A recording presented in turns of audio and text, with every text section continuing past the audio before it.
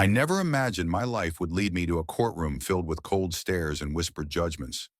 Yet here I sit, a defendant who has borne the burden of prejudice for far too long. My name is Marcus Thompson, and as I recount my story, I do so from behind the defendant's chair, surrounded by sterile walls that imprison my spirit even as I fight for freedom. My heart pounds not just from fear, but from the weight of a narrative burdened by bias and misunderstanding. It feels as if the air thickens with the unspoken thoughts of those who refuse to see me as anything beyond a stereotype.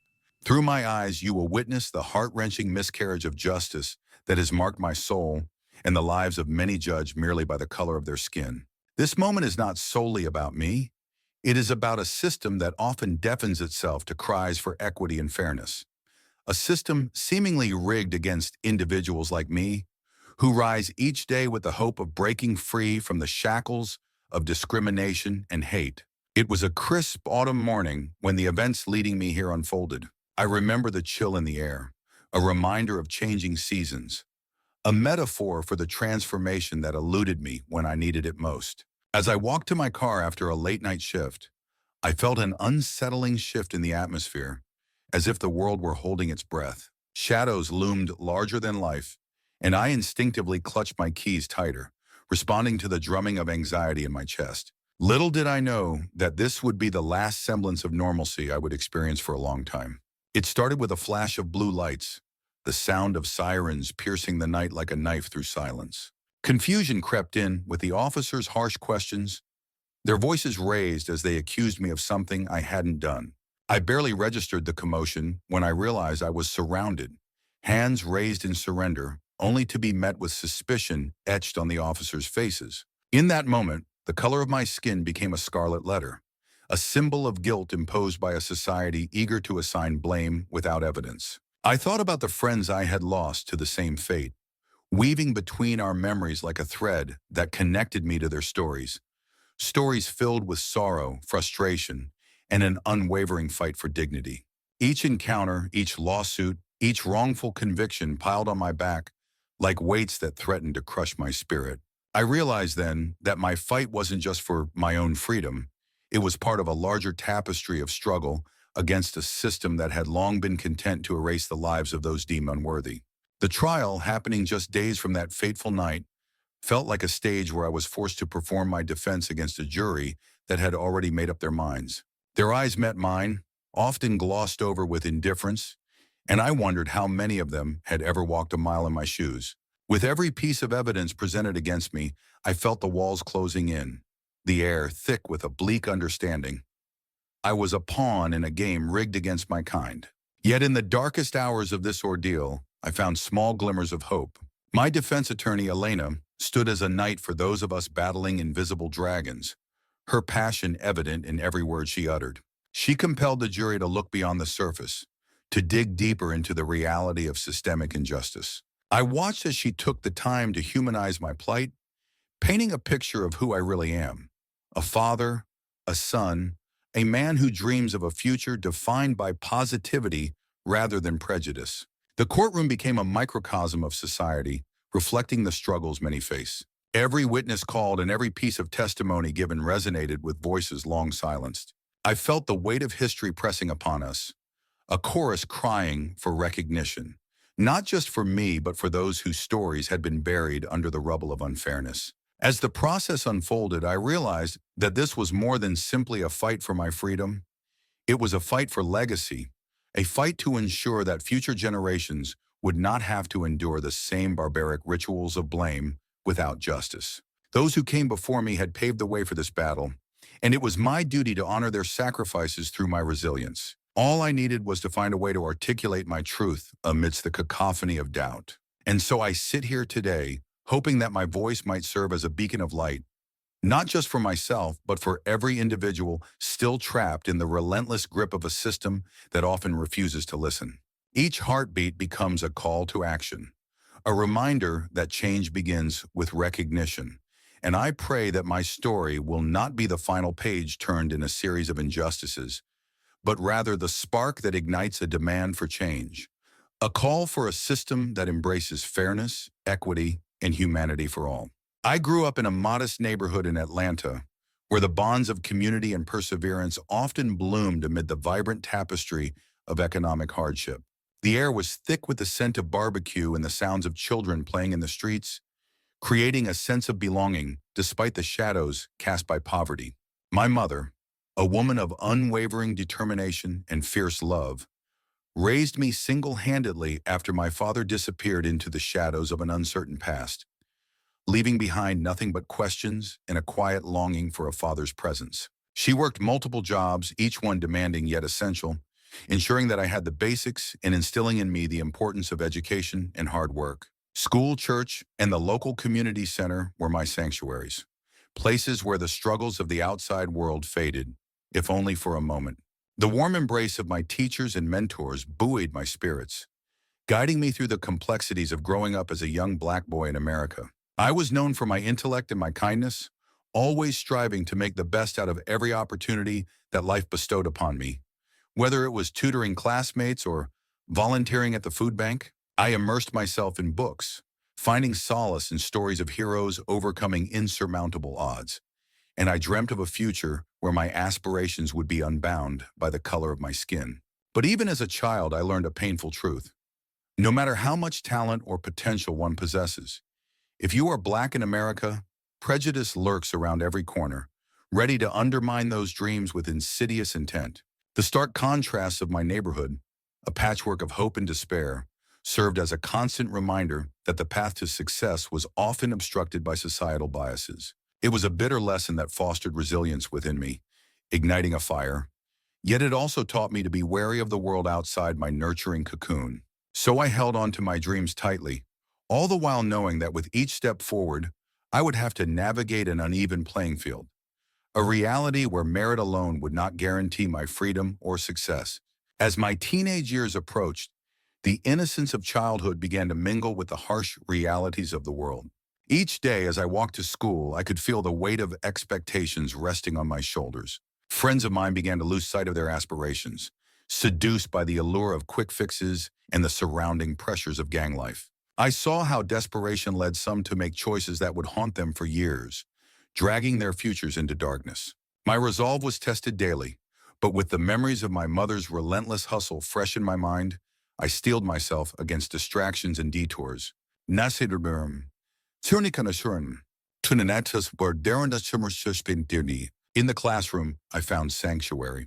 The power of education became my sword against the injustices I faced. I immersed myself in my studies, seeking not just to excel, but to pave a path that led away from the cycle of poverty that had ensnared many in my community. With every passing year, I became more determined to become a voice for the silent struggles that echoed through my neighborhood.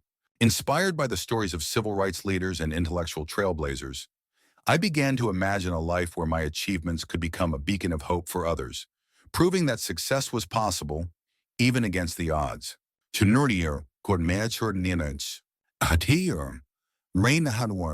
High school was a catalyst for change. It introduced me to diverse perspectives and ambitions. I engaged in debates that expanded my understanding of social issues, willing to stand firm on my beliefs even when faced with opposition. I took on leadership roles in student organizations and initiated community service projects, drawing my peers together in our shared goal of uplifting our neighborhood. Each small victory was amplified by our collective efforts, reminding me that unity could amplify our aspirations, creating ripples of positivity within our community. Arm Surnan Surnt Ainwan Stilila Shinantin. Yet as I began to find my voice, I also faced confrontations that shook me to my core. Instances of blatant racism and subtle prejudice would rear their heads during school functions and community gatherings. I learned to address these injustices calmly yet firmly, embracing the strength of dialogue while advocating for change. The encounters could be exhausting, yet they further fueled my passion to enlighten others about the realities of systemic inequalities, helping them see beyond our immediate circumstances.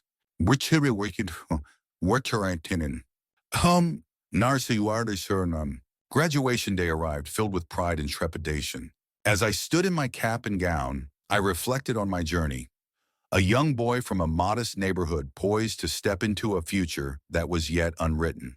Acceptance letters from colleges flooded in, bringing tangible proof that my dreams were beginning to take flight. My mother sat in the front row, a gleam in her eye, a testament to our shared journey. This moment, however, was not just mine. It belonged to everyone who had touched my life and strengthened my resolve. As I walked across that stage to receive my diploma, I could feel the echoes of my community's hopes, dreams, and lessons resonating through me, urging me to rise and claim my place in a world that often seemed intent on reining me in. Hri was in a Turkananona from Arnhem, Armashimon, and just as I was ready to embrace this new chapter, reality reminded me that the road ahead would be fraught with challenges yet again. College would be an opportunity to thrive academically, but it also promised to be a testing ground, one where my identity would be dissected, questioned, and scrutinized in ways I had yet to experience. I braced myself for the journey ahead, armed with the knowledge that my voice mattered, that my story could inspire resilience and change, and that I was determined to carve a path worthy of my mother's sacrifices. The seeds of my eventual downfall were planted years ago during a sweltering summer evening. That particular kind of muggy night when the air feels heavy, weighing down on you like a looming storm. On this fateful night, I found myself unwittingly caught in the crosshairs of a misunderstanding with the law, thrusting me into a narrative that would alter the course of my life. I vividly recall the chilling moment when the vibrant sounds of laughter and music faded into the background, replaced by the sharp and accusatory tones of uniformed officers.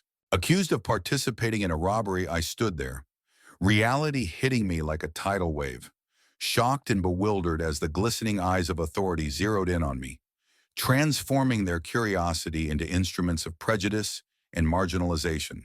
As I looked around, it became glaringly evident that their scrutiny was not rooted in evidence or reason, but rather in preconceived notions dictated by my skin color. The reality I faced that evening was stark and unforgiving. I was not a criminal, not even a man simply in the wrong place at the wrong time, but rather a victim ensnared by the complex web of racial discrimination that so often ensnares those who share my identity. The weight of unjust assumptions bore down on me, layer upon layer of societal bias that criminalized my existence before I was even given a chance to defend it. I became painfully aware that my story was not just an isolated incident, but part of a broader narrative, one that echoed with the struggles of many, a reflection of a relentless battle against systemic injustices that often go unseen but are felt deeply by those affected. As I stood there handcuffed and exposed to the judgment of a world that seemed eager to define me by a single damning moment, I raised my gaze to the night sky. The stars, usually a source of comfort, felt distant and unapproachable, like the justice I sought. The cacophony of sirens and the rustle of the crowd were drowned out by the thunderous beat of my heart. It was in that moment that I resolved to fight back, not just for myself, but for every individual who had been unjustly branded and marginalized by their circumstances. Little did I know, this would become the catalyst for an odyssey of resilience and awakening. In the days that followed, as the allegations mounted and the whispers of my supposed guilt spread through my community, I made it my mission to unravel the narratives woven around me. I reached out to others who had experienced similar injustices, forming a network of allies who believed in the power of our shared voices. Together, we organized forums and discussions, sharing our stories and revealing the insidious nature of racial prejudice that plagues our society. Each account was a thread in the intricate fabric of our collective struggle, a reminder that I was not alone on this arduous journey. The road was fraught with challenges.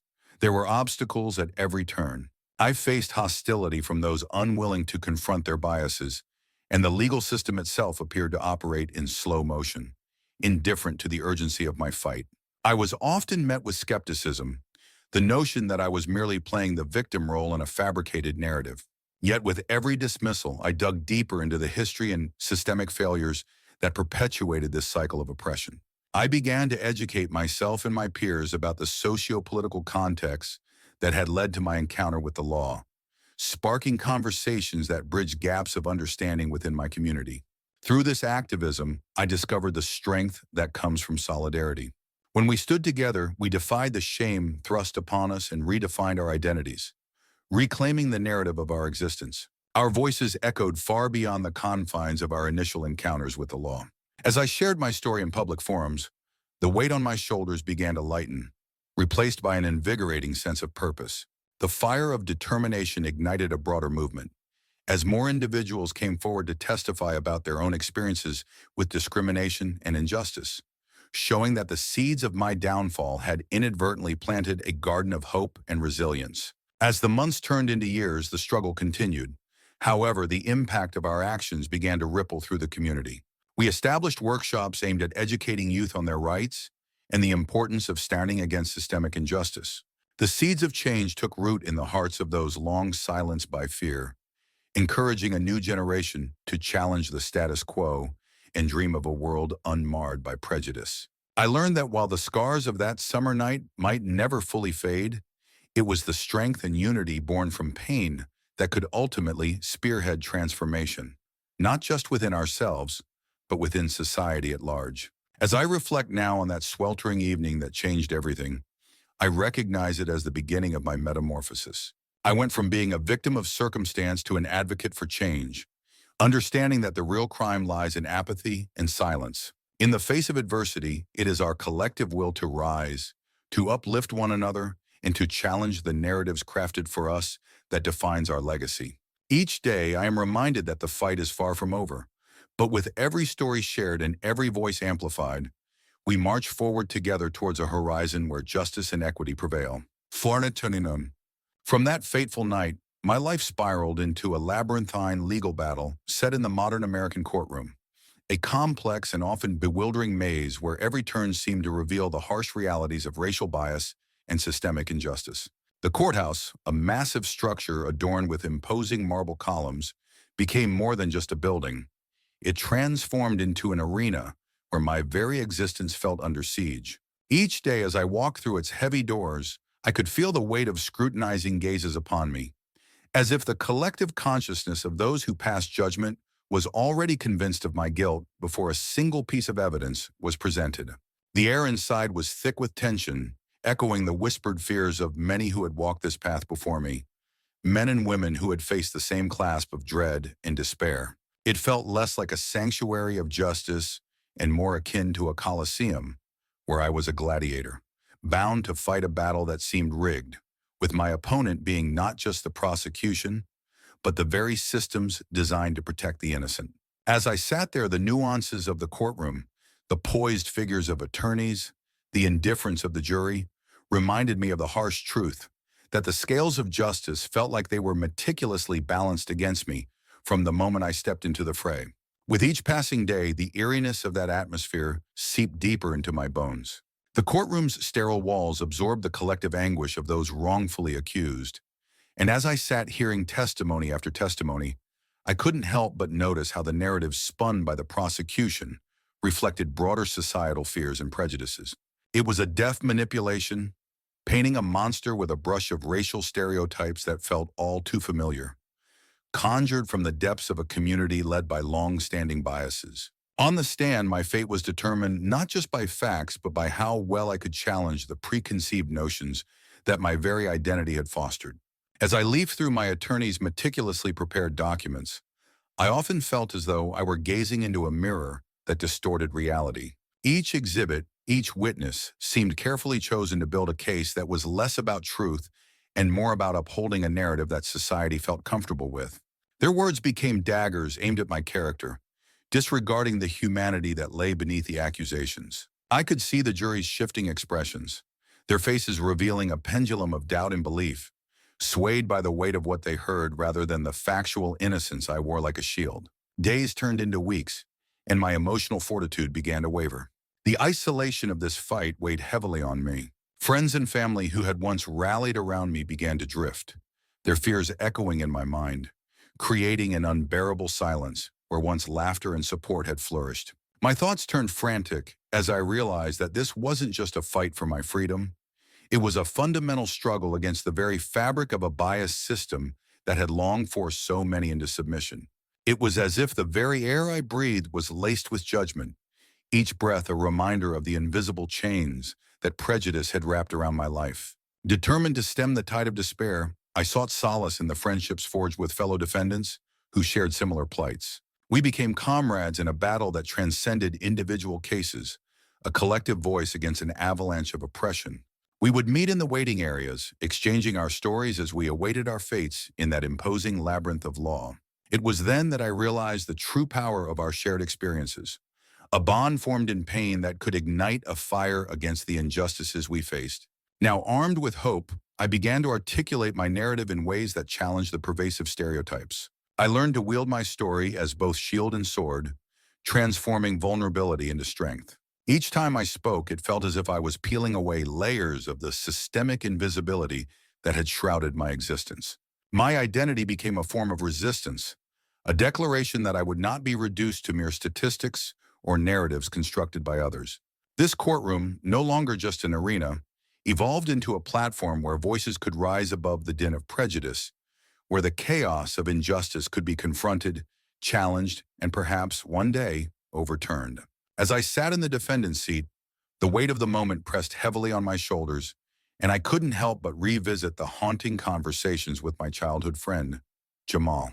Our late-night talks, often fueled by a mix of youthful dreams and the harsh realities we faced, echoed in my mind like a chilling refrain. "Marcus," Jamal had said, the sincerity in his voice cutting through the stillness of the night, "our skin color is like an uninvited label in the eyes of the world. They see you not as a citizen, but as a potential threat waiting to be contained." Those words lingered with a painful clarity, wrapping around me like a shroud as I gripped the edges of my seat, trying to anchor myself against the tide of anxiety rising within. I remembered his deep, expressive eyes reflecting a blend of hope and frustration, always yearning for a future where our identities would not define our destinies. As I awaited the proceedings to unfold, I wrestled with the dread that accompanied such a reality. The courtroom, with its stark walls and glaring lights, felt less like a place of justice and more like a battleground where my very existence would be scrutinized and dissected. I braced myself, not just for the trial ahead, but for the struggle against a narrative that sought to label me as something I was not. The trial opened with a sterile formality that seemed to strip away any semblance of humanity from the proceedings. The judge, an austere woman whose hard gaze felt like a piercing spotlight, took her seat with an air of authority that instantly silenced the room. Her demeanor betrayed little emotion, yet her presence alone commanded respect and a palpable sense of intimidation.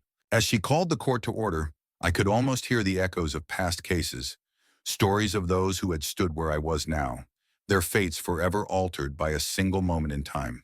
The prosecuting attorney, Mr. Reynolds, a man known throughout the district for his cutting rhetoric and relentless pursuit of a conviction, stepped forward with an intensity that unsettled everyone present.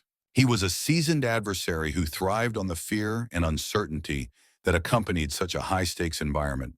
With an air of calculated aggression, he began his opening remarks, his voice reverberating through the courtroom like a thunderclap, striking fear into the hearts of those who gathered in silence, waiting to hear how this case would unfold. "Ladies and gentlemen of the jury," Mr. Reynolds announced, his words crisp and deliberate, "we are here today to seek justice for the victim whose trust was shattered by a criminal whose actions were as cold as his heart. The evidence will show that the defendant, Mr. Thompson, is implicated in this heinous act." His tone dripped with conviction, crafting a narrative that villainized me before I could even present my side. In that moment, I felt my heart race, a mixture of defiance and despair. I knew that every word he uttered was meticulously designed to paint me in the darkest of colors, obscuring the truth of who I was. I recalled the countless hours I had spent toiling away for a better life, the long nights dedicated to uplifting my community, and the unwavering belief in justice that my mother had instilled in me since childhood. I was not a criminal. I was simply a black man ensnared in the prejudiced grasp of a system that too often saw me as something less than human before I even had a chance to speak or defend myself. As the trial unfolded, the evidence, as it turned out, was circumstantial and riddled with inconsistencies, each revelation further entwining me in a web of doubt and suspicion. Over the course of the trial, testimonies came crashing down like waves against the shore, one after another, each delivery more bewildering than the last. One key witness, Mrs. Evelyn Carter, a woman with an acute memory and a calm demeanor, took the stand, her eyes scanning the courtroom, a reflection of the tension that crackled in the air. With every word she spoke, I felt the weight of her testimony bearing down on me, illuminating the chasm between perception and reality that had been so expertly woven by the prosecution. "I saw someone running away from the scene, miss," Carter testified, her voice trembling slightly as she glanced nervously at me from across the sealed glass partition. The atmosphere in the courtroom grew thick with tension, each word she uttered weighing heavily on my shoulders. "I am sure it was him." Her declaration hung in the air, an accusation that felt more like a guillotine poised to drop.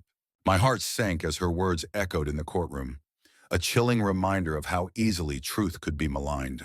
I knew that my fate was being decided not by an unwavering commitment to justice, but by the shadows of unconscious bias that loomed large in her perception. At that moment, I could almost hear the murmurs of the gallery, the faint whispers of skepticism mingling with the weighty silence that followed her damning statement. Later, when the defense counsel, Mr. Daniels, with his composed demeanor, stood to cross-examine her, the cracks in her story began to widen. The courtroom held its breath, transfixed by the interplay of interrogation and revelation. "Mrs. Carter, you stated that you saw a figure running toward the east exit, correct?" Mr. Daniels inquired, his tone calm and deliberate, as if he were guiding her down a path toward clarity. "Yes," she replied, her earlier confidence now wavering. Uncertainty crept into her tone, a fragile acknowledgement of the chaos swirling around her recollection. "And were you aware that there were two exits?" Mr. Daniels pressed, the gentle firmness of his voice coaxing the truth from beneath the layers of doubt. "Isn't it possible that you mistook one for the other?" He presented the possibility with an ease that suggested his skill in navigating the intricacies of human memory and perception. "Mr. Warren." Carter faltered, her composure slipping like sand through her fingers. I suppose it's possible," she admitted, the weight of her own uncertainty dawning upon her. The courtroom, still silent, absorbed the gravity of her hesitation, a collective breath held in anticipation as the implications of her doubt resonated with the onlookers. In that moment, I sensed a flicker of hope. Could justice still prevail, even when the air was heavy with prejudice? A murmur ran through the courtroom, a hushed ripple that punctuated the air as the question cast significant doubt on her credibility. It was as if the soft sound served as a signal, igniting a current of uncertainty that spread among the spectators. I noticed her shoulders slumping slightly, her resolve appearing fragile under the weight of scrutiny. Yet despite the shaky testimony, the jury's eyes rarely left me. They were fixed with an intensity that felt both unnerving and piercing. I could sense the underlying bias shimmering in their stares. Each pair of eyes seemed to project an unspoken narrative, a preconceived notion that my skin somehow marked me as a lesser being, an emblem of supposed inferiority in their minds. It was a stark juxtaposition, a world in which I was fighting for truth, while they seemed to cling to a distorted reality, shaped by prejudice and fear. I felt the weight of their judgment, a burden compounded by my very existence, as their glances whispered tales of blame and doubt. As I stood there, grappling with the palpable tension in the room, I caught a glimpse of my attorney, who sat at the edge of her seat, her fingers fidgeting with a pen as if searching for a lifeline within the chaos. She was a lioness prowling the courtroom. Despite the odds stacked heavily against her, her determination radiated outward, a silent promise that she would fight for me with every ounce of her strength. I wondered how she could remain so composed when the very air crackled with animosity, adversarial glances exchanged among the jurors. Each heartbeat echoed like a gavel, marking the passage of time in this high-stakes drama. I thought of my family, their faces flickering through my mind like a slideshow of memories. The nights we spent laughing together, the storms we weathered, the love that had always surrounded me like an armor. I missed that sanctuary now, standing alone in this foreign battlefield, where the very essence of who I was seemed to be on trial. The accused felt strange in my mouth, a label I never thought I would wear. Then, like a burst of lightning illuminating the darkened clouds, a voice broke through the murmurs. The prosecutor, a man with a commanding presence and an aura of assurance that belied the fragile truth of his arguments. As he stood to address the jury, I braced myself for the onslaught. His words dripped with venomous conviction, attempting to weave a story that twisted the reality of my identity into something unrecognizable. Each accusation came like a sharp knife, cutting deeper into the already frayed fabric of my composure. Yet hidden within that storm of words was a flicker of hope. My attorney was preparing her counterattack, a palpable energy gathering around her as she scribbled notes, her face a mask of ferocity beneath her calm demeanor. I focused on her, trying to draw strength from her unwavering spirit. Eventually, I would have my chance to speak, to lay bare the truth of my existence before this jury, before a court bound by the gossamer threads of human prejudice. As the prosecutor concluded, the atmosphere shifted slightly. There was a tension between anticipation and dread. My heart raced, not from fear but from the resolve brewing within me. I had to convey to them not just my innocence, but my humanity, a reminder that I was more than a mere defendant with a story. I was a person shaped by love, experience, dreams, and fears, just like them. I yearned for understanding, for the dimming of that initial bias, for eyes that could see beyond skin color and into the very essence of my being. Ladies and gentlemen of the jury, my attorney began, her voice calm yet resonant. The truth is not always what it seems at a glance. I implore you to look deeper. I locked eyes with her, a silent exchange passing between us, a shared commitment to fight against the tide. The courtroom was no longer merely a stage for a trial. It was a crucible of resilience, and I was determined to emerge from it unscathed, holding on to my truth amid the swirling uncertainty. As the trial progressed, I was summoned to recall details of that fateful night, a night that still haunted my dreams and plagued my thoughts. The moment felt surreal, as if I had stepped out of time and was now observing my own life from a distance. I took a deep breath, trying to steady the whirlwind of emotions churning inside me, and began to articulate the fear and confusion that overtook me like a suffocating fog. I was walking home from a friend's place, I explained, my voice trembling with both anger and sorrow, each word a heavy weight I was struggling to lift. In that instant, under the dim glow of a flickering streetlight, I felt an unsettling chill crawl down my spine. I did not know that a moment's misfortune, a simple act of being in the wrong place at the wrong time, would be twisted into a narrative of guilt solely because I am Black. They painted me as a villain in a story I had never wanted to be a part of, erasing my humanity with a single stroke of injustice. The courtroom fell into a heavy silence as I continued, my voice slightly trembling yet resolute. I have always strived to live my life with dignity and integrity. From a young age, I observed the struggles that my community faced, and it ignited a fire within me to take action. I have volunteered at local shelters, providing food and comfort to those who have lost everything, and supported community initiatives aimed at upliftment and empowerment, working tirelessly late into the night to ensure that my neighbors know a glimmer of hope amidst their difficulties. Yet today I stand here as a symbol of something much darker, the prejudice that infects our legal system. My identity, my hard work, and my aspirations have been eclipsed by an unfounded narrative that characterizes me not as a contributor to society, but as a mere statistic in a broken system. It is essential to recognize that behind every accusation, there exists a story that has been silenced by fear and misunderstanding, a story yearning to be acknowledged, understood, and ultimately vindicated. In one particularly gripping moment during the proceedings, as tension and unspoken prejudice thickened the air, Judge Harding interjected decisively. Recognizing that the fervor of the arguments threatened to spiral into a cacophony of heated emotions, she addressed Mr. Reynolds, whose voice had escalated with indignation. "Mr. Reynolds," she said, her tone firm yet measured, "while I appreciate passion in the pursuit of justice, I must remind all parties that we are here to evaluate facts, not sentiments influenced by personal biases. It is crucial to maintain an objective lens, for the stakes in this case extend beyond these walls. Lives and reputations hang in the balance, and the truth must be our guiding star, not the shadows of preconceived notions that plague our society." Her words resonated, stirring a mixture of hope and skepticism among those present as they recognized the challenge ahead, to sift through layers of history and prejudice and uncover the core of this complex narrative. Her words, though, meant to uphold fairness and encourage a sense of justice, rang hollow in the ears of many who listened. The atmosphere in the courtroom was thick with unspoken tensions, as the jury comprised individuals who carried the weight of their own biases and preconceptions.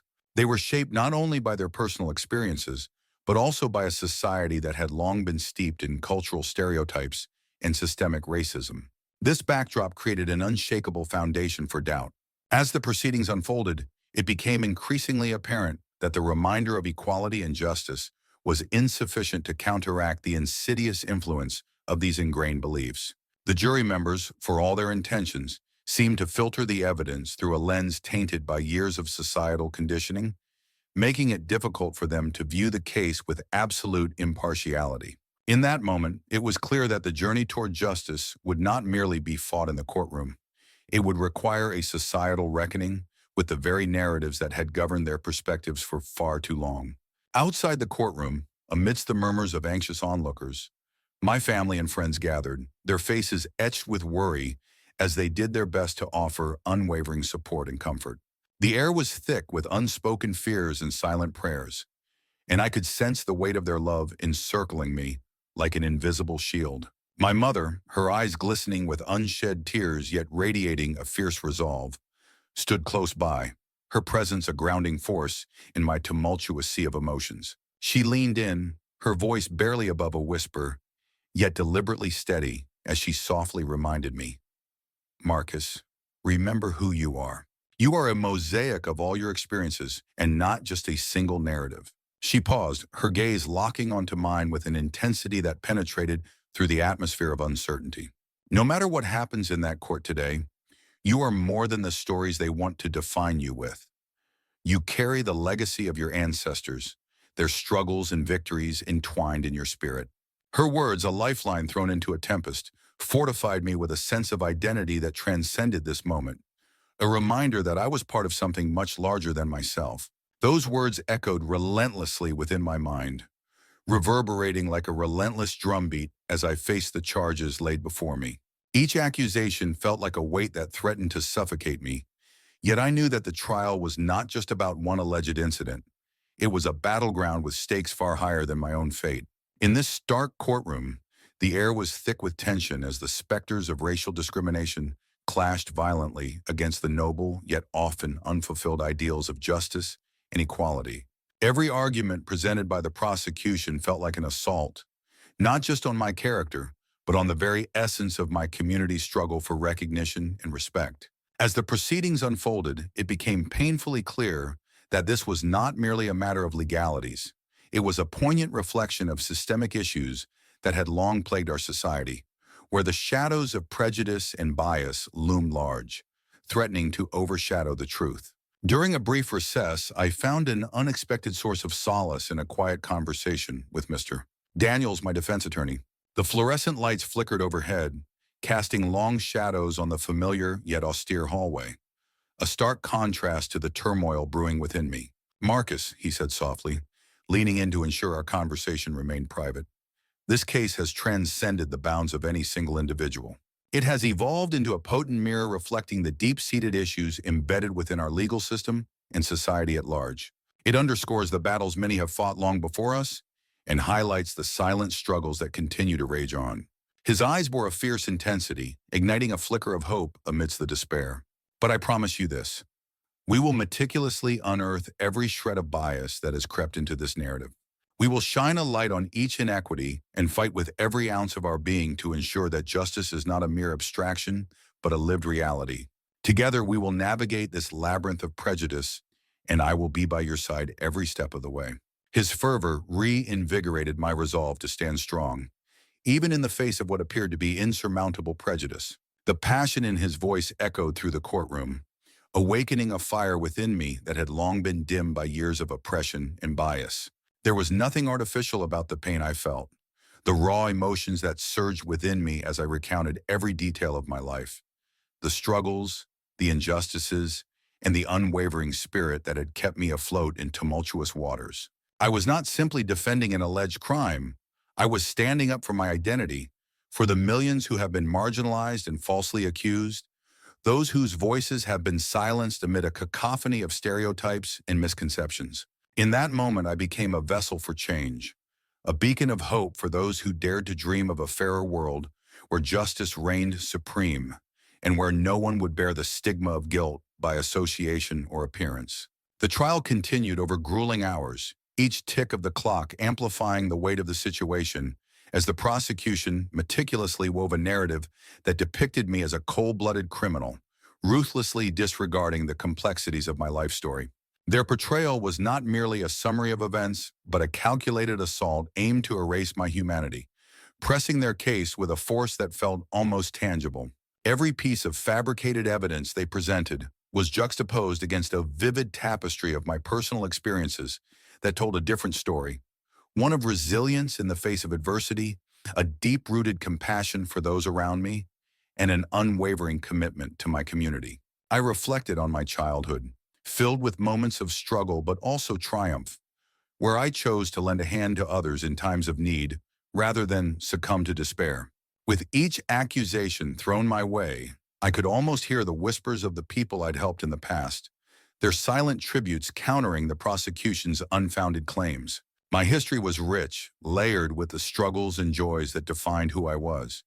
It spoke of dreams deferred but not extinguished, of hope that persisted despite the odds. I yearned for the jury to see beyond the distortion, a human being capable of growth, deserving of understanding and empathy, rather than the sinister caricature they painted for their own gain. One fateful afternoon, as the sunlight filtered weakly through the imposing, towering windows of the courtroom, casting long shadows across the polished wooden floor, Mr. Reynolds approached the bench with an air of finality.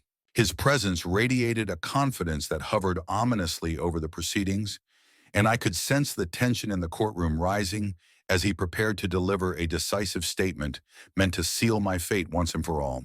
The defendant's history is not one of heroism, he began, his voice booming with authority, but rather it is a litany of unfortunate choices, a saga marked by a persistent disregard for the laws that safeguard society from its darkest corners, from the criminal elements that threaten to swallow our communal integrity. There was a calculated pause, one designed to let his words settle over the jury like a heavy blanket. I implore you, ladies and gentlemen, to rise above mere sentimentality and see the unvarnished truth, to confront the reality that lies before you, unmarred by the distractions of pity or compassion.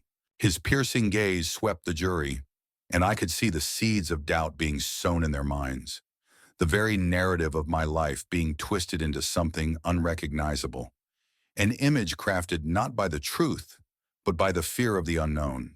The words stung like a whip, each syllable a lash that reverberated through the confines of the courtroom, leaving marks far deeper than the skin. I could see some jurors shifting uncomfortably in their seats, the weight of tension palpable in the air, but others nodded almost imperceptibly, their movements slight yet significant, almost as if they were acknowledging a hard and painful truth that I knew was a lie. It was a moment of contrast. The acknowledgement in their eyes mirrored the silent battle in my heart. My heart pounded loudly, a chaotic drumbeat echoing my resolve, as I awaited my opportunity to address the court one final time, knowing that every word I spoke held the potential to reshape their perceptions and the trajectory of my life. Finally, the moment arrived. Mr. Daniels had given me the floor, and as I stood up, a rush of adrenaline coursed through my veins, making my legs tremble, yet my voice remained resolute, echoing with the strength of my convictions. Your Honor, esteemed members of the jury, I began, my heart pounding in my chest.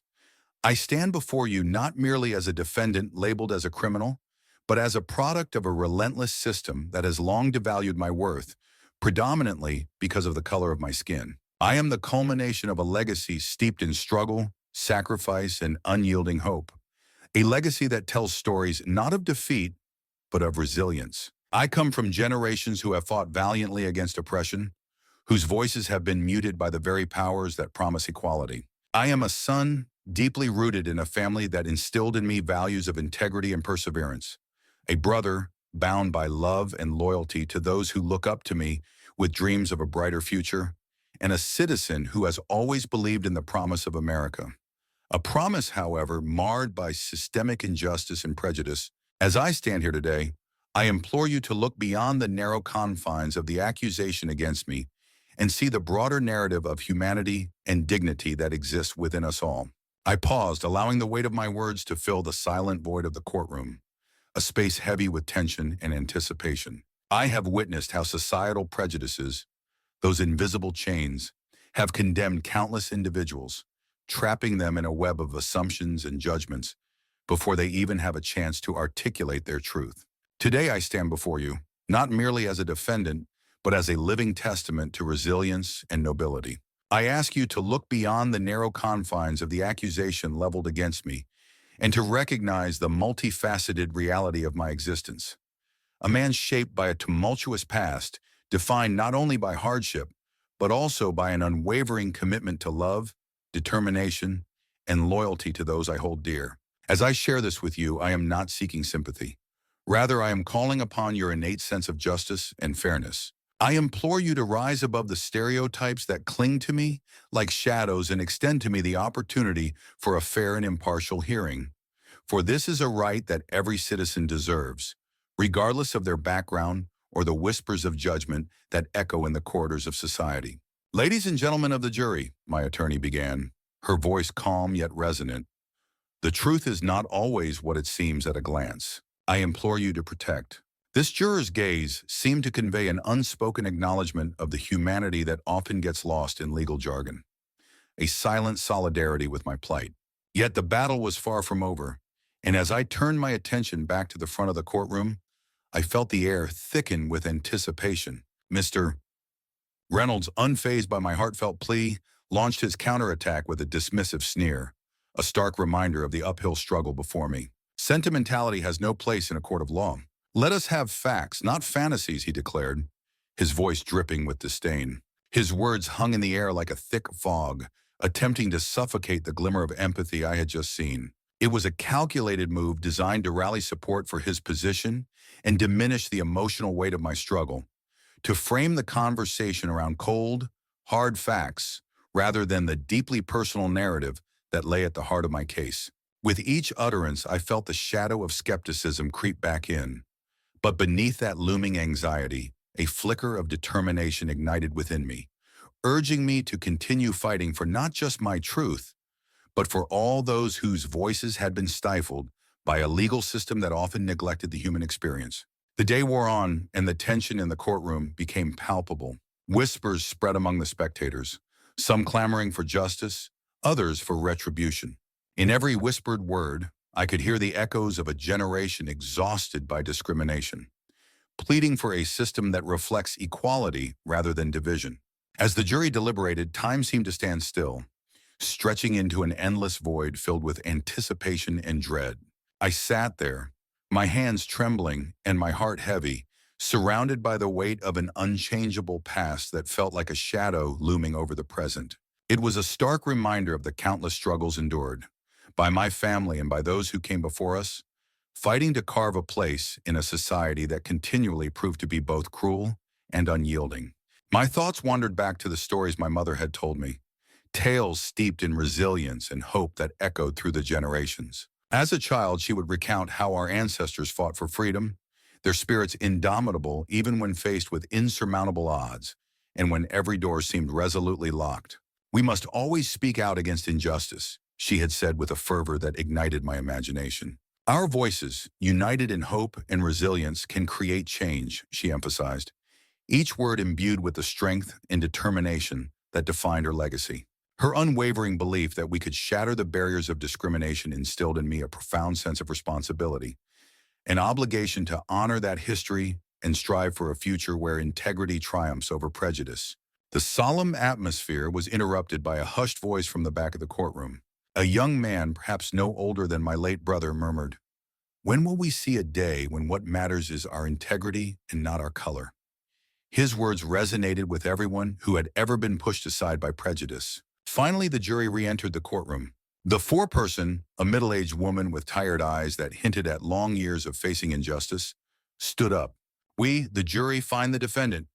Her voice trailed off for a suspenseful moment that seemed to stretch into eternity. My stomach churned with a fear I could not shake, a visceral reaction that echoed the turmoil inside me. In that moment, as I stood there under the relentless scrutiny of every pair of eyes in the courtroom, I could feel every judgment and every stereotype closing in on me like a suffocating shroud.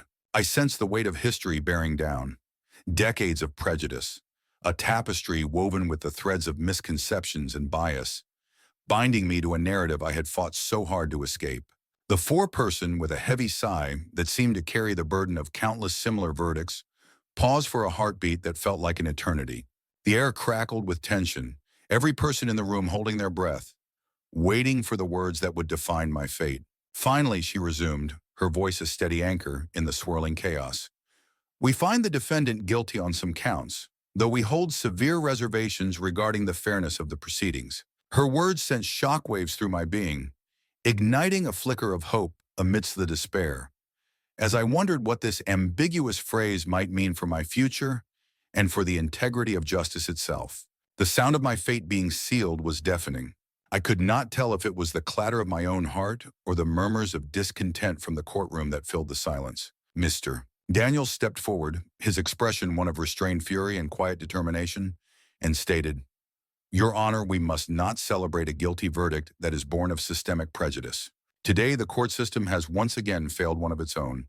In a brief recess following the verdict, I retreated to a quiet corridor behind the courthouse. The air thickened with unspoken words and the weight of injustice. I sat on a cold metal bench that felt like an unnerving reminder of the very system I was contending with. My mind racing with the memories of good days, sunlit afternoons spent with friends, laughter echoing through the halls of education, and moments filled with the expectation of a hopeful future that now seemed further away than the infamous stars above. The distant chatter of lawyers and onlookers faded as I became lost in reflection, my thoughts fixating on the myriad of struggles faced by those before me, the very same injustices that continue to plague our society. It was in these moments of solitude encased in silence that I began to formulate not just a plan for appeal, a legal strategy filled with loopholes and precedents, but a fervent call for change that resonated deep within my core, a plea that went beyond my own trial, reaching out to all who have been ensnared by a flawed system. I envisioned a movement that demanded accountability and reform, inspiring others to stand resilient against the tides of inequality, holding on to the belief that together we could navigate our way toward a brighter future. I recalled the countless nights spent poring over books of history and social justice, each page revealing stories of resilience and the unwavering spirit of those who fought for a more equitable world. I remembered the civil rights leaders who once marched against oppressive tides, their voices echoing through the streets, carrying the weight of hope and change. It was inspiring to learn about figures like Dr. Martin Luther King Jr. and Rosa Parks, whose courage in the face of adversity ignited movements that transformed society. Their legacy was a reminder that the path to justice was often wrought with despair and sacrifice, illustrating that true progress is rarely achieved without struggle. As I immersed myself in these narratives, I began to understand the profound connections between past and present, and how their battles laid the groundwork for our own struggles against inequality. Each word resonated within me, compounding my sense of responsibility to continue the fight, no matter how daunting the road ahead might seem. Later that evening, as I was released into temporary custody pending further review, Mr. Daniels sat with me in the visitor's room, the stark fluorescent lights casting a harsh glare that seemed to accentuate the somber mood enveloping us. His tired eyes, marked by a lifetime of witnessing injustice and toil, bored into mine with a mixture of compassion and resolve. "Marcus," he began, his voice steady, yet imbued with an underlying urgency. "I know this is difficult. You are standing at a crossroads, and while the weight of this moment may feel unbearable, your story, your truth, has the power to spark conversation, to challenge the very foundations of prejudice that have persisted for far too long. Your journey doesn't end in this courtroom. It extends beyond these walls and into the hearts and minds of those who are willing to listen and learn. It's a beacon that demands we re-examine our system, urging us to confront the uncomfortable realities of bias and inequality. Remember, your voice can ignite a flame that inspires others, turning pain into collective action. Every struggle you've endured can become a rallying cry for those who feel powerless, reminding them that they are not alone in this fight for justice." I nodded, gathering strength from his words, feeling a renewed sense of purpose infuse my spirit like a fire igniting in my chest. "I will not surrender to despair," I replied softly yet firmly, my voice resonating with a conviction that surprised even myself. If my case can be a catalyst for change, then every moment of pain and injustice will pave the way for a more equitable future. Every person like me, every voice silenced by bias, deserves the dignity and fairness that our nation promises. Together, we can challenge the very fabric of a system that has long turned its back on the vulnerable and marginalized. My mind wandered back to the faces that had gathered in the courtroom. The solemn juror whose eyes held hidden sorrow, revealing a glimpse into the internal struggle between duty and conscience. The steadfast mother gripping her prayer beads, her knuckles white with anxiety, embodying the unwavering hope that held her together in the darkest of times. And even the prosecutor, whose hardened exterior suggested a man molded by the same prejudices he sought to enforce, caught in a relentless cycle of biases that masked his humanity. In that moment of reflection, I realized that the tale of injustice was not confined to me alone. It was a mosaic reflecting every story that had been marginalized, every truth that had been buried under the weight of systemic bias. Each person in that courtroom, despite their roles, bore the invisible scars of a flawed system, a reminder that our struggles are interconnected in this fight for justice. In the days that followed, as I awaited further legal procedures and the inevitable appeal process, I began to hear the murmurs of change outside the courthouse walls, a symphony of voices harmonizing for justice. Activists organized vigils under the banners of hope, their candles flickering against the darkness of oppression. Community leaders held meetings that echoed with passion and determination, crafting strategies that promised to dismantle the walls of injustice brick by brick. And social media platforms buzzed with the hashtag Justice for Marcus, amplifying calls for accountability and equity. People from across the country came together, raising their voices in solidarity, determined to illuminate the shadows of our judicial system while demanding not only a re-examination of my case, but a transformative overhaul of an entire process marred by bias and inequity. With each tweet, each shared post, the collective energy grew, solidifying our resolve that this fight was not just mine, but a rallying cry for all who had been silenced and forgotten. During one particularly moving public forum that was streamed live, I was invited to speak, my heart racing with both anticipation and apprehension. Facing a crowd of hundreds, their eyes alight with hope and a thirst for change, and by extension, thousands more watching from home, all eager for justice and truth, I took a deep breath and began. I stand before you today, not as a victim of the law, but as a witness to its failings, a product of its biases, a Black man who has been defined not by the choices he makes, but by the prejudiced assumptions of those in power. My voice wavered, but there was strength in my words, drawing from the deep well of collective pain and resilience that had gathered in that space. A woman in the front row called out, her voice breaking with emotion, "How can we ever trust a system that condemns you before you've even been heard?" Her words hung in the air like a plea, echoing the desperation that countless others have felt. I met her gaze, seeing in her eyes the reflection of a shared struggle, and responded, "We must never stop fighting for a system that reflects the true ideals of justice and equality." Every time we remain silent, the chains of discrimination grow ever tighter. We have the power to break them together. The crowd erupted in applause, my resolve bolstered by their support as I continued. Let this moment be a catalyst, not just for my story, but for all the stories that have been silenced. We stand at the precipice of a movement that can reshape our future. The forum was charged with emotion, ideas sparking into fervent calls for legal reform and comprehensive racial sensitivity training for those entrusted with power. It felt as if a collective awakening was taking place.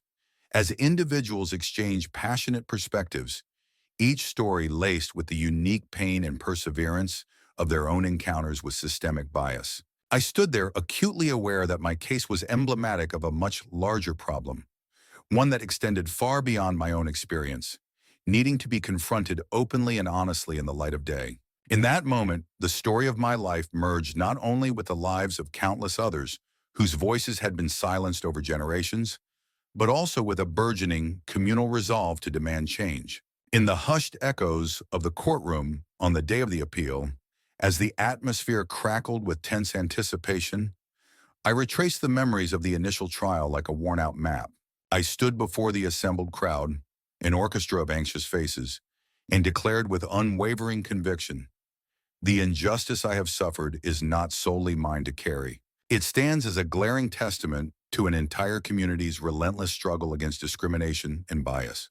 I implore you, what kind of society do we aspire to be if we continue to allow the color of one's skin to dictate the very course of justice? My voice rose, fueled by the urgency of those countless stories intertwined with my own. As I scanned the audience, one juror, a tall man with scars both visible and invisible, his expression a mixture of empathy and reflection, looked directly at me, breaking the tension with his soulful declaration. No man or woman should be defined solely by their skin. We must learn to see one another without allowing the color of our past to dictate our future. His words were a balm on my wounded spirit, a signal that echoes of understanding might finally resonate beyond mere acknowledgement. Yet deep within me, I remained acutely aware that the path to redemption would be long and fraught with obstacles yet to be overcome. My appeal was not merely an act of legal defiance, it was a clarion call for systemic change, based on the premise that institutional prejudice had infiltrated every aspect of the proceedings, from the initial questioning that hinted at preconceived judgments to the final, damning verdict that felt like a predetermined conclusion. I argued with fervor that the evidence presented, tainted by bias and a history of racism, failed to fairly represent the multifaceted truth of the events that transpired. In that moment, I wasn't just fighting for my own exoneration. I became a voice for the many who had come before me and for those who would continue this fight long after I was gone. In the hushed corridors of the appellate court, where the weight of countless stories lingered in the air like unfulfilled promises, I revisited every moment of my testimony. Each word I had uttered resonated within me, replaying the emotions that surged through each glance exchanged with my attorneys. Each flicker of doubt reflected in the eyes of the jury, and every subtle nod that confirmed my fears about the insidious nature of bias. It struck me in a profound way that the battle against injustice is not one fought in the confines of a courtroom alone. Rather, it is a relentless struggle that unfolds in every corner of society, in every space where discrimination thrives, be it in boardrooms, schools, or on the very streets we walk. The courtroom is merely a microcosm of a larger societal ill, a reflection of the prejudices that shape our world. My words during the appeal echoed through the chamber, striking a chord with both supporters and detractors alike. I am not asking for pity, I proclaimed with a fervor that ignited a spark in the hearts of those listening, but for truth and equality. If the scales of justice have been tainted by prejudice, let us recalibrate them. Let this be the turning point where America boldly acknowledges that justice must be blind to skin color. It was in that moment of vulnerability and strength that I realized the power of conviction, that my voice, imbued with the stories of those before me, could resonate beyond these walls and challenge the narrative that had long oppressed so many. As the appeal hearings drew to a close, a palpable shift in the atmosphere was undeniable. Hope intertwined with trepidation as I sensed that while no single verdict would immediately redefine the entire legal landscape, my case had ignited a long overdue dialogue about the necessity for reform within our justice system. The chants of justice, reverberated through community rallies, infused with a passionate resolve to dismantle the structures that perpetuate inequality. Heartfelt testimonials from victims of discrimination poured forth, each story weaving a richer tapestry of shared pain and resilience. The solidarity that emerged among those who had long been marginalized bore testament to a burgeoning movement, one that sought not only my vindication, but the liberation of countless others caught in the relentless grip of systemic injustice. Together we stood not just in pursuit of justice, but in the pursuit of a legacy that echoed the rights and dignities every person inherently deserves. In the final days of my trial, as I prepared for another long wait for a decision that could alter the course of my life, I took a moment to reflect on the tumultuous journey that had led me from the humblest of beginnings to this deadly crucible of racial injustice.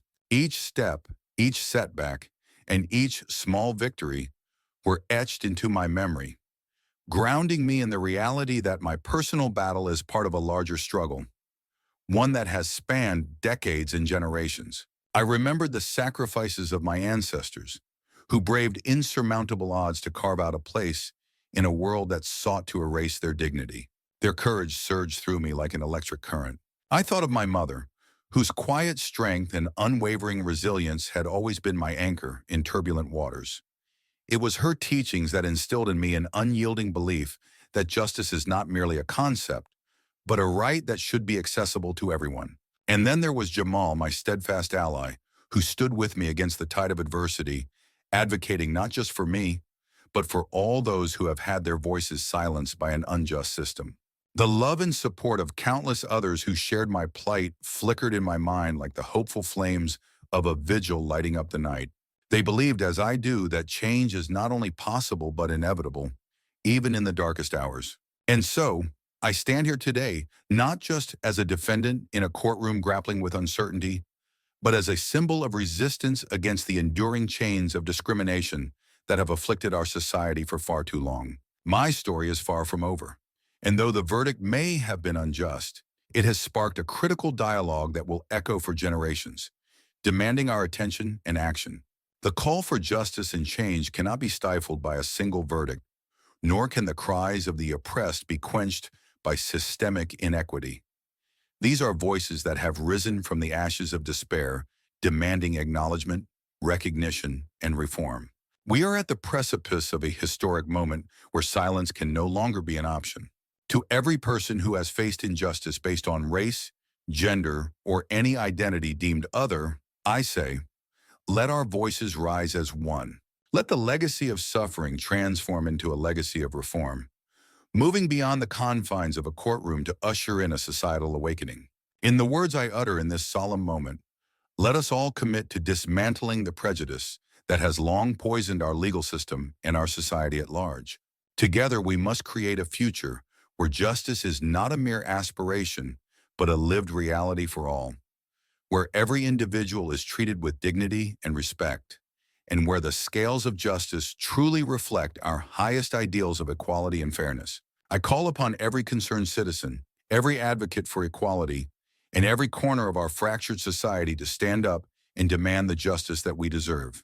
The time has come for change, a change that begins with us and resonates through every facet of our legal system, reverberating until each trial, every hearing, and all verdicts are bathed in the luminous light of true impartiality. As I step away from the defendant's chair, let my testimony serve not only as a personal revelation, but as a powerful clarion call for reform, a collective plea that justice must triumph over prejudice, leaving no room for discrimination in our legal proceedings. May this trial be more than just an ordeal that I have faced. May it act as a catalyst for an enduring movement that insists on fairness, dignity, and the unwavering recognition of every human being's inherent worth.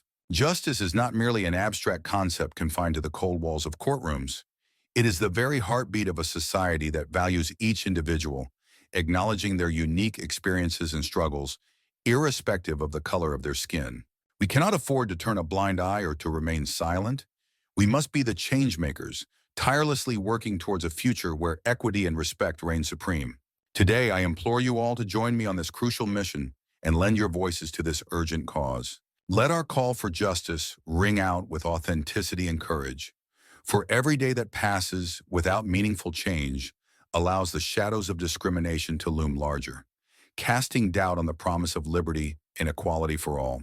The narrative of my life, interwoven with both hardship and hope, urges a vision for a future where no Black man or woman will ever again be unjustly judged by the color of their skin, where we rise together in solidarity to ensure history never repeats itself.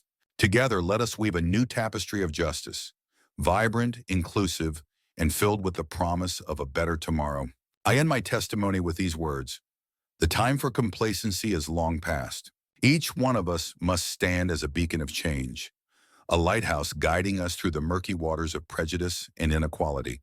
Together, we must challenge the status quo relentlessly, demanding that our courts, our communities, and our country embrace a vision of justice that is truly inclusive, where every individual, irrespective of their background, is treated with dignity and respect. Only then can we unequivocally declare that the haunting legacy of discrimination has been overcome, giving way to a justice system that honors every life equally and fairly. Let this be our rallying cry for every wrongful verdict that has stained our judicial system, for every voice silenced by societal norms that favored ignorance over understanding, for every tear shed in the name of injustice. Rise up, Gather your strength as you draw inspiration from our shared history. Speak your truth with conviction, and let the winds of change carry our collective call for fairness and equity across this nation. This is not merely our struggle, it is a promise we owe to ourselves, but more importantly, to future generations who deserve to inherit a world where justice shines bright, unclouded by the shadows of prejudice. We must ignite a flame of hope that cannot be extinguished, paving the way for a tomorrow where unity prevails over division, empathy reigns over apathy, and justice is the birthright of every citizen, fostering a society that thrives on equality and compassion for all. In the face of systemic racism and unwavering inequality, I, Marcus Thompson, stand before you as living proof that the struggle for justice is a path fraught with challenges, yet undeniably worth fighting for. A battle that requires not just the voices of a few, but the fervent, collective demand for change from each and every one of us. Together, we bear the heavy responsibility to ensure that the future never repeats the painful mistakes of the past. Our history is littered with injustices that have been ignored and swept under the rug. But today marks a pivotal moment in our ongoing fight against these echoes of discrimination. The echoes of this trial will resound far beyond these courtroom walls. They will ripple through our communities, igniting conversations that summon the courage to confront uncomfortable truths. Today, I do not speak solely for myself, but for every soul that has ever been diminished by bias. Those who have suffered in silence, those who have long been denied their rightful place at the table of equality, and those who continue to face barriers that deny them the dignity they inherently deserve. Let us not only remember their stories, but honor them by uniting in solidarity to build a society where every human being is respected fully, where the scales of justice are balanced not by appearances or perceptions, but by an unwavering commitment to fairness and human rights. Here, law and order will reflect the diverse tapestry of our nation, embracing our differences as strengths, not weaknesses. I call for justice, I call for equality, and above all, I call for change. Our time is now. The urgency is palpable.